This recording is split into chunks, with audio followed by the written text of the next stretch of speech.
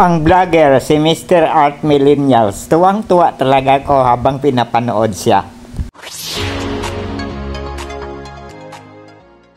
Meron din sabi niya appointed. Sino naman ang nag-appoint? Diba? Hindi naman sinabi ng Diyos na ikaw ang anak ko at ikaw ang susunod na Diyos. Hindi naman sinabing ganun. Siya lang yung nagsabi na ano eh. Kaya nga sabi ng iba, self-proclaimed God. Self-proclaimed God. Okay, nagagawa na ba yan ng milagro? Kaya niya bang gawing ginto ang tinapay? Kaya niya bang gawing tinapay ang bato?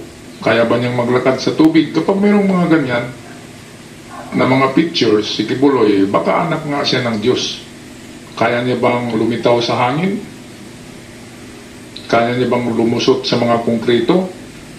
Eh sabi niya, yung katawan niya ngayon ay superhuman na eh. Yung nasa level na ng Diyos. Kaya Pag lumindol, pag sumigaw siyang stop, within 10 minutes, stop agad ang lindol. Pag may bagyo, sisigaw rin siya ng stop, within 1 week, stop ng bagyo. Gusto ko nang maniwala na invisible siya ngayon dahil hindi makita ni na General Torre. Superhuman talaga siya dahil daming pastoral.